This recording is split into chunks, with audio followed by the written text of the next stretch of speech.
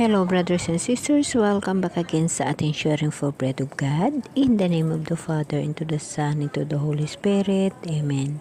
Ama sa langit, nagpapasalamat ako sa pagkakataon na ito na binigyan mo ako ng kahigayunan na maggawa ng video ayon sa aking hinihingi sa iyo na makasama kita sa araw-araw na lahat sa pamaraan ng pag-voice over ko sa mga larawan mo at sa mga bahagi ng iyong ginawa dito sa mundo. Ipinapakita ko ang aking pagmamahal at ang aking pagsunod sa lahat ng kagustuhan mo. Sa simpleng paraan na ganito, alam ko na masaya ang puso ko dahil nakasama kita. Lord, maraming salamat. Okay brothers and sisters, today isi-share ko sa inyo ang magandang pangako ng ating mahal na Diyos. Ito ay makikita niyo sa Isaiah 65 verse 17. Inuulit-ulit ko ito kasi napakaganda. Sabi ng Diyos, ang sabi ni Yahweh, ako ay lilikha, isang bagong lupa't isang bagong langit. Mga pangyayaring walang lumipas na ay di na babalik. Yes mga kapatid, yan ang dapat natin pagtuunan ng pansin. Ano ba tayo dito sa mundo? Di ba tayo tao? Ibinigay ng Diyos ang buhay natin dito sa mundo. After natin na mamatay, saan ba tayo? Ano bang ating pupuntahan? Kapatid, hindi mo ba natanong yan sa sarili mo? Ano bang mahinanatnan? Basta lamang ba na mamatay tayo at mawala sa mundong ito at susunod mga anak natin, mga kaapuhan natin, lalaki, mamatay, ganun lang ba ang buhay dito sa mundo? Mga kapatid, mayroong malalim na dahilan ang Diyos kung bakit tayo dito sa mundo. Alam naman natin, lahat tayo nakapag-aral at alam natin ang kwento ng buhay sa mundo mula sa mga ninuno natin, mula sa paglikha ng Diyos kay Adan at kay Eva. Wala pa si Adan at si Eva, ang Diyos ay nandyan na. Ang Diyos na gumawa ng langit at lupa.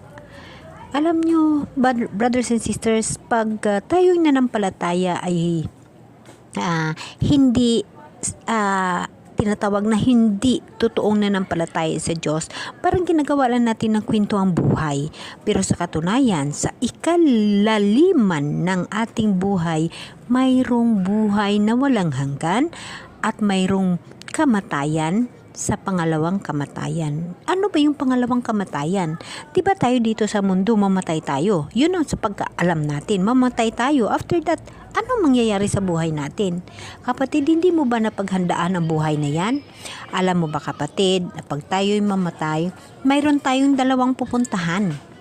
Iyon ang buhay na walang hanggan at ang buhay ng kamatayan, na kung saan ang mga tao na hindi natiwala sa Diyos at hindi nanampalataya sa Diyos ay sa labas lamang ng bagong lupa at bagong langit. Yun ang hindi natin naunawaan at hindi natin naintindihan.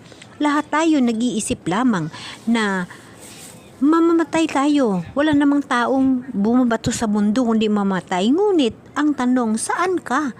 After mo mamatay, ano ang mangyayari sa espiritu mo? Di ba mayroon kang espiritu? Kaya nga ay may isip ka. Kaya nga ay ikaw nakapaghuna-huna. Kaya nga ikaw mayroong iniisip. Dahil mayroon kang espiritu. Ang katawang lupa natin ay mamatay dito sa mundo. How about sa espiritu mo? Saan pupunta ang espiritu mo? Naisip mo na ba yun? Naisip mo na ba yan? Lagi mong tatandaan na bata pa tayo, nandyan yung kasabihan na may lupa, may langit, may impyerno. So, minsan sasabihin natin, ano ba yung impyerno? Siyempre lahat naman tayo hindi nakapunta sa impyerno.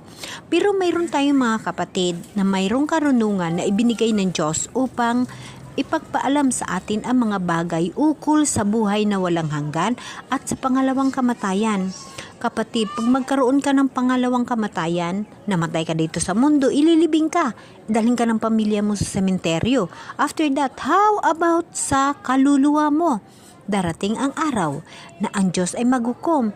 Paano bang maghukom? Yan karamihan natin. Hayaan mo na yan, bahala na ang Diyos. No, huwag mong sabihin na bahala na ang Diyos dahil ang Diyos ay magbigay ng hukom ayon sa ginawa mo sa mundo, ayon sa kung anong nasa puso mo, at ayon sa iyong mga ginagawa dito sa mundong ibabaw.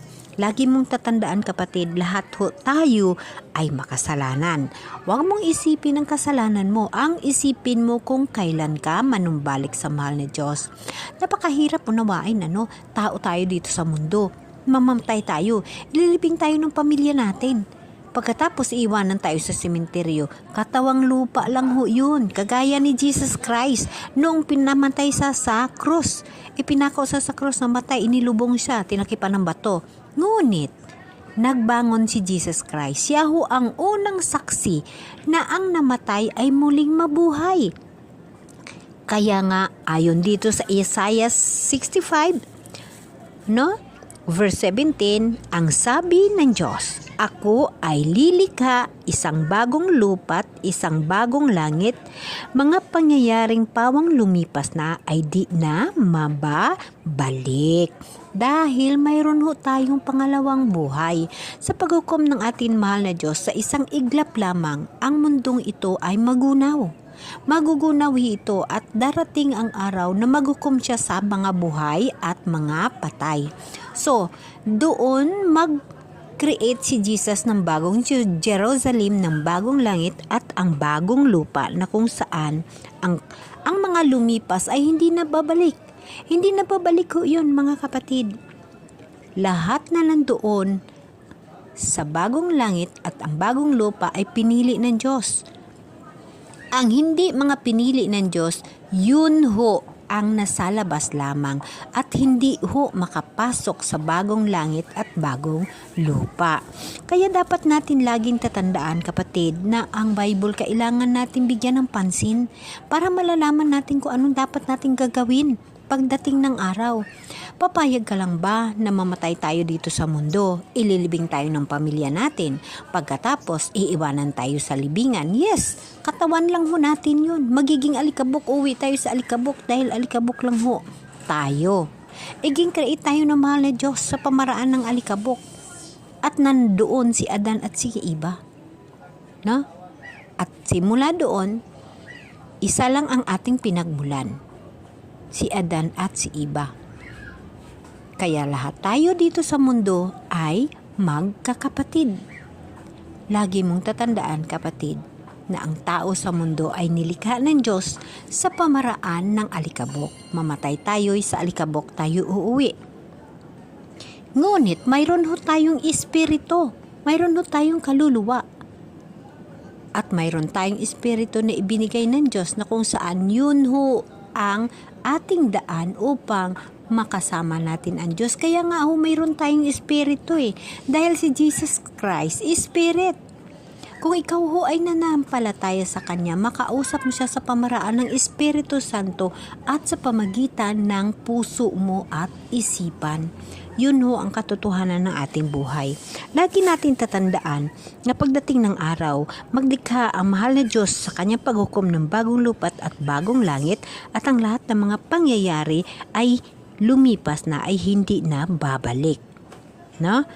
So, dito sa verse 18, kaya naman ako'y dapat na magalak sa aking nilalang, yamang nilikha ko itong Jerusalem na aking pakay maging kagalakan ng mga hinirang.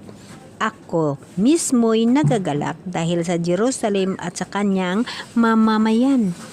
Yes, kapatid, darating ang araw na ang bagong lupa at ang bagong langit, tayo ho ang mamamayan, ang mga pinili ng Diyos. Ako bilang tao, ultimong tao, tinuturing ang sarili kong pinili ng Diyos dahil yun ho ang nasa puso ko. Yun ho ang nasa isip ko. Gusto ko at pangarap ko na mapili ng Diyos at makasama siya sa buhay na walang hanggan.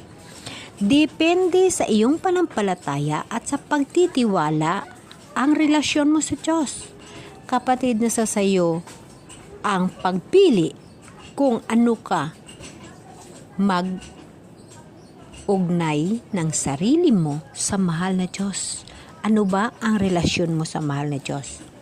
Lalong-lalo na alamin mo ang bagong langit at ang bagong lupa na ipinangako ng Diyos kung paano ka maging isa doon or mapili ng Diyos magiging tupa.